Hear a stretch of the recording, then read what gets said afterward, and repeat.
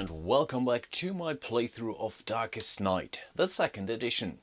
During the last episode I was really able to do some progress, at least in respect to some of those clue tokens, so I have already half of it, what it takes in order to claim one of those holy relics here.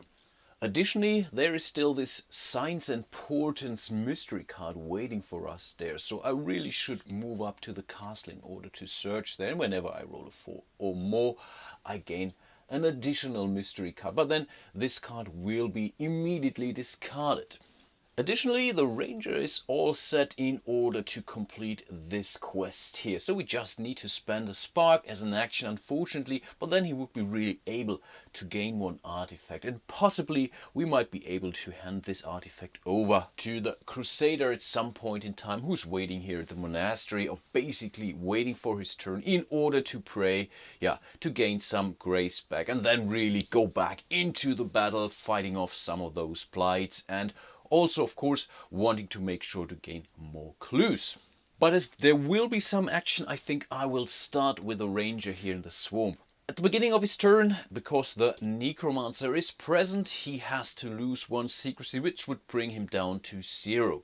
Then he's not going to draw an event card. No, he has to engage the necromancer, either by fighting him with a 7. Right now he cannot beat that, or he could still try to elude the necromancer, where he has to roll only a 6. Unfortunately, the raise the hair tactic card is basically used, so he cannot use it right away, but if he will now use whatever elude without using any tactic, we can then get rid of this grace token in order to reactivate this tactic card again. But for now, let's just roll his one single elude die, and I think I will stick to the gray one. Not sure if it's really better, but I had a feeling that the last episode was certainly better than all the episodes before, dice rolling wise at least. So let's see, again we are looking for a 6, everything else would mean the ranger would take a wound, or would have to lose a grace. Oh, and can you believe it? I did not really roll it properly, but I really hope you are fine with it. I really tried to put it in there and I really rolled it here. It landed in the dice tower here, and you see it for yourself, the gray die is doing great, so we are not losing any grace here, so we eluded the necromancer successfully. Awesome. For his action, the ranger will spend one spark as it's written here. Therefore, we can place one success token on the heirloom quest here. We only need one, so we are completing this right away. Therefore, we will be able to grab an artifact card. And here we have the Spirit Skein. You may spend one grace at the start of your turn to allow one hero at any location to gain one grace. I think this can be pretty useful, especially if I think this is something we definitely will keep close to the ranger. So because he can really power up the crusader with this artifact. I think, okay, it's not the best artifact in the world, but it can really prove useful. At the end of his first activation, he still has to engage the shades. He can still use his blood ring in order to roll 2 fighting dice, and of course we will fight the shades. We're only looking for a 3 here. Perfect, not a problem. So again, we are not losing any grace here. Awesome. I think I will also do the second activation for the ranger right away. So again, we would lose a secrecy here. He's at 0, so we cannot lose any more secrecy, which is okay. But of course, we still have to engage the necromancer.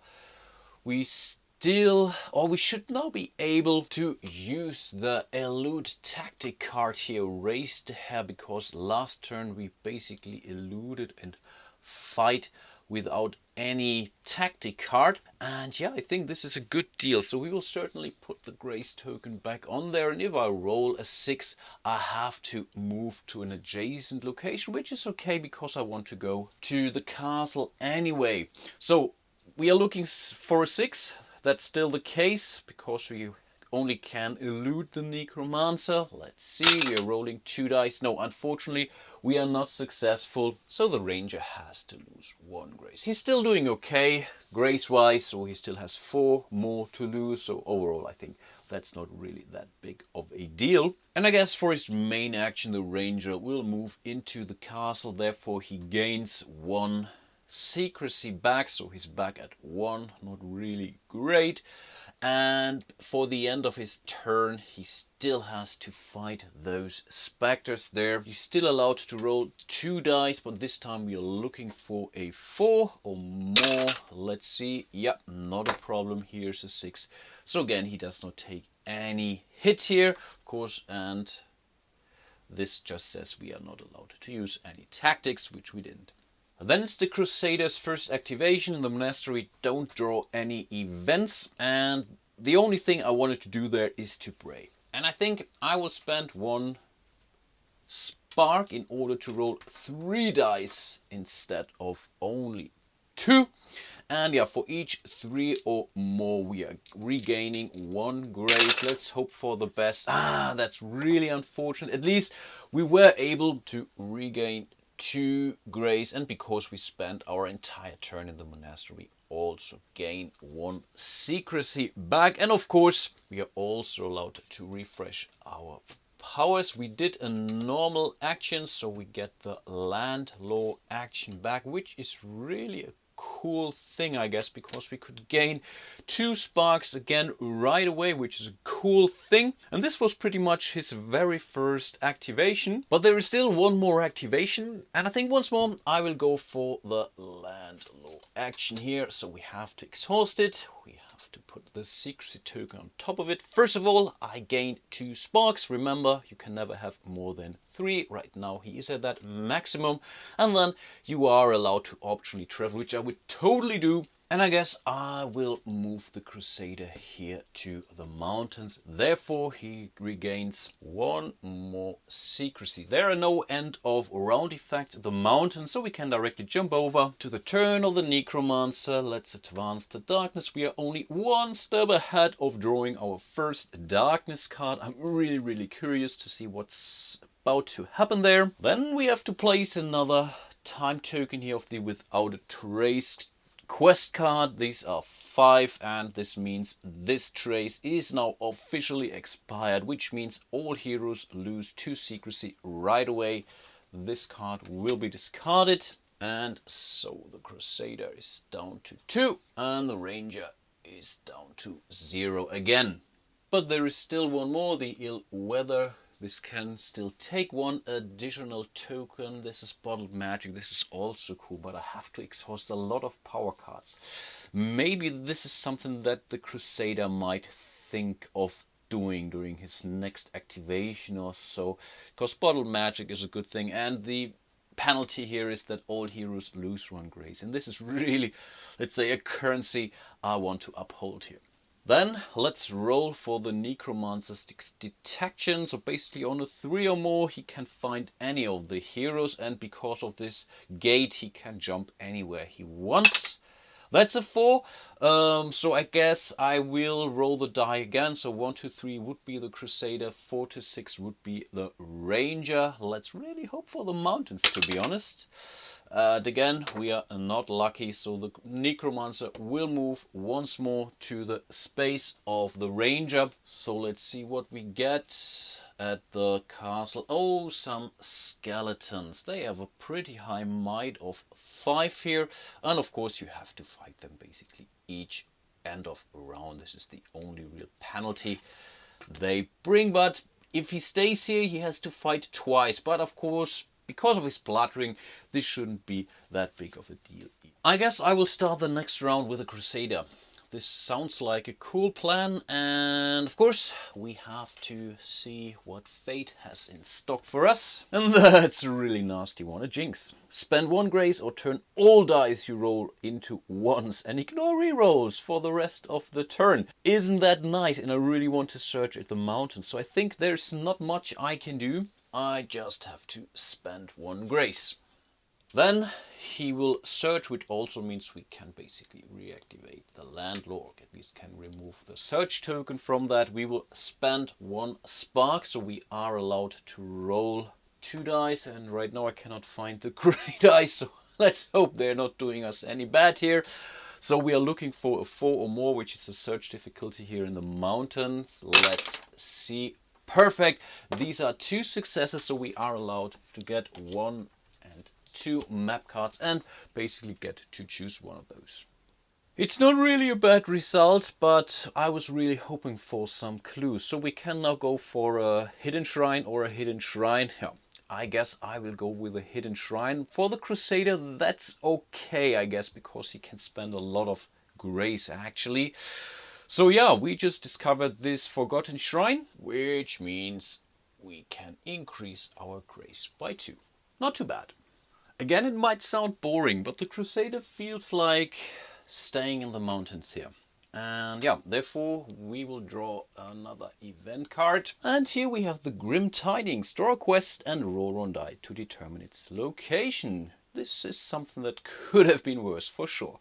And here we see the resupply quest. Monsters have cut off the supply of food to nearby settlement. Run supplies past the blockade before people start starving. So we have to elude versus a 4, and each success is 1 success. If you fail, lose 1 secrecy. And we get the Tome of Retraining. That's a cool thing. And if it expires, the darkness goes up by 1. We still have some time, so let's determine where this goes. This is the 6.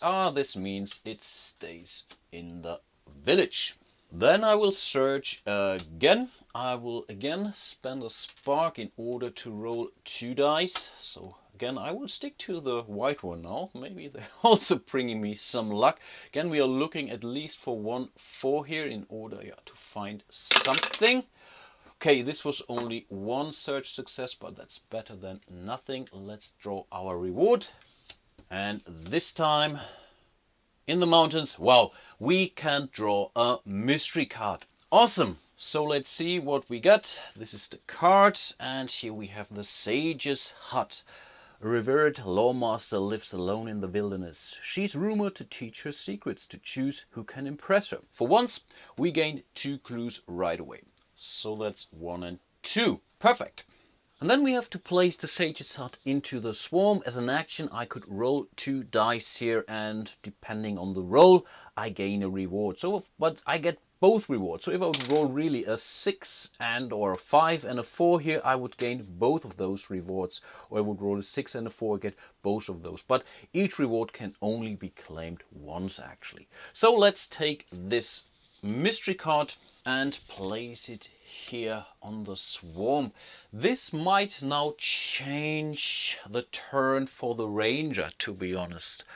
Originally I was really thinking to have the ranger do a search here, but the Sage's Hut down there is also, or looks really tempting, because we can really gain a lot of clues down there. Then it's the first activation of the ranger. He's with the necromancer. He cannot lose any more secrecy because we're already down to 0. Then he has to engage the necromancer because he's not supposed to draw an event card. He cannot use a tactic card, even though the raise the hair card is still active because of this confusion blight.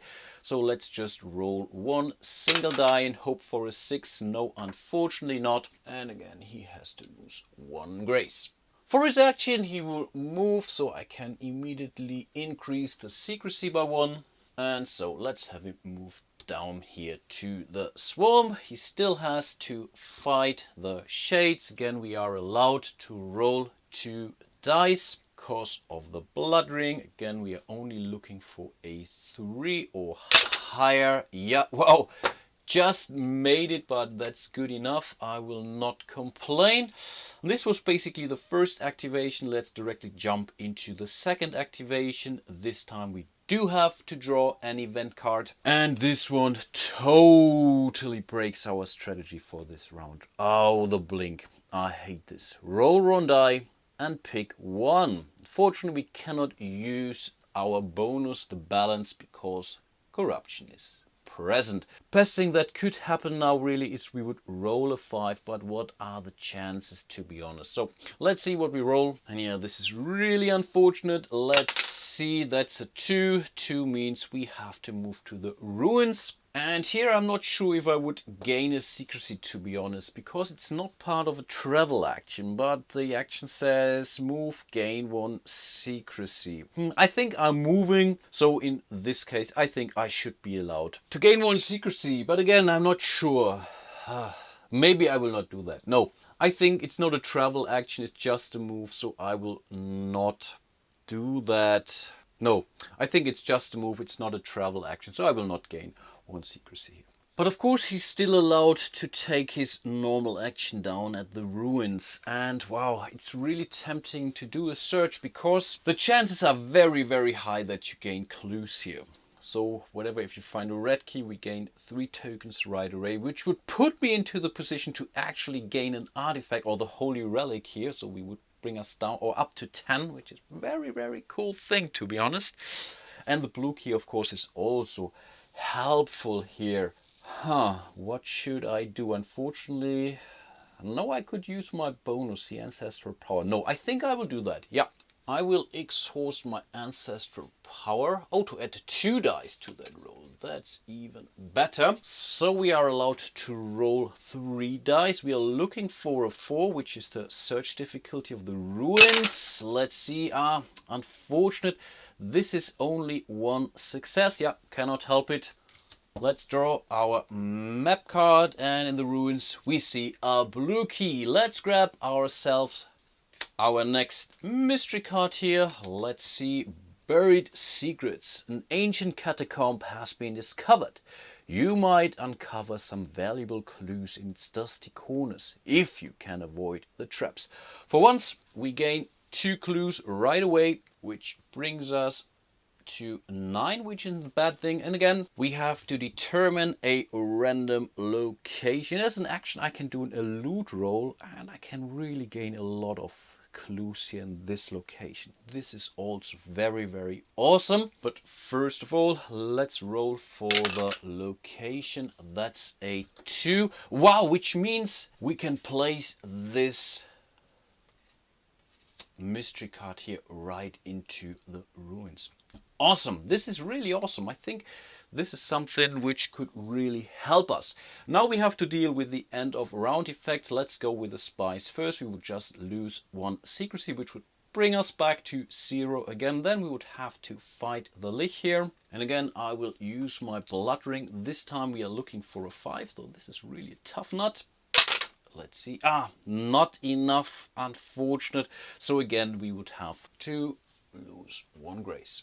Then it's the necromancer's turn, and we reached our first threshold, which means we would have to draw the first darkness card. Let's see what we have. The Well of Misery. Immediately activate in the necromancer's location. So we will move it up to the castle. At the end of the necromancer's turn, if there are any quests in this location where this card would be, add 1 time marker to every quest at this location. Otherwise, draw a quest card and add it to this location.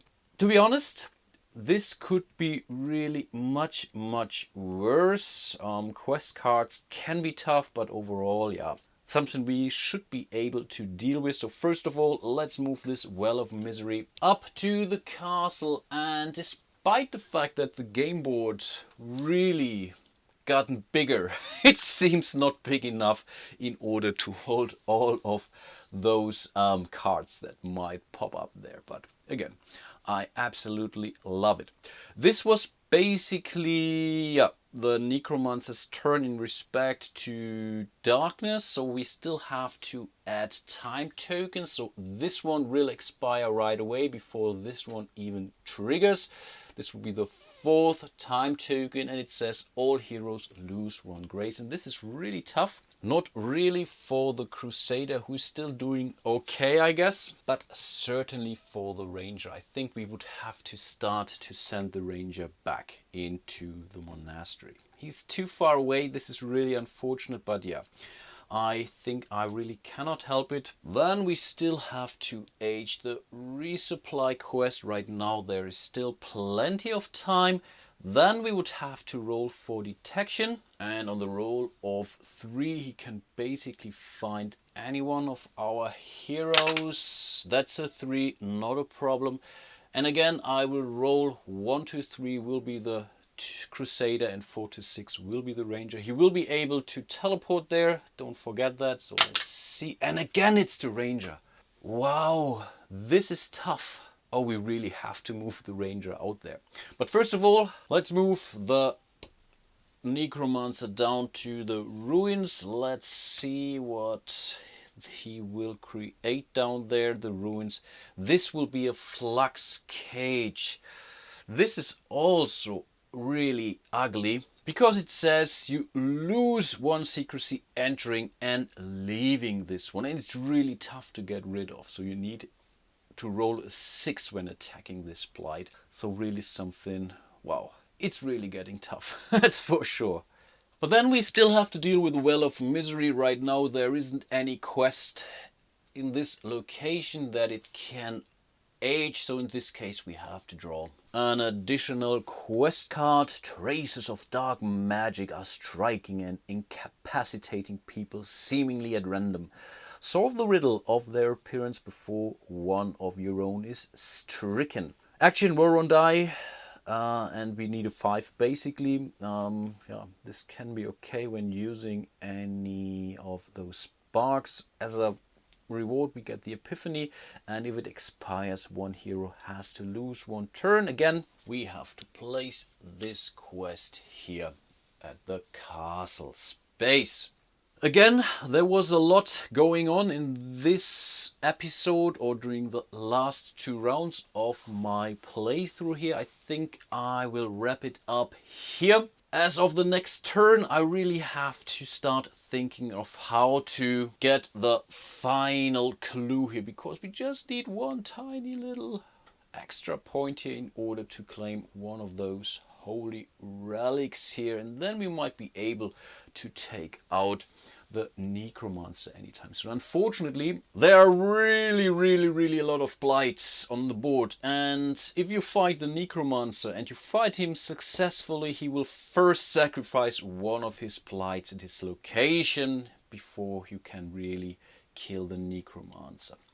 He's really a chicken, it seems, but yeah, who would not understand that, to be honest? So yeah, let's see how well our heroes do in my next episode of my playthrough of Darkest Night. I really hope you are still enjoying it. If you catch any mistakes, errors, please make me aware, and I will try to correct them during the next episode. And yeah, hope to see you soon, and until then, bye bye.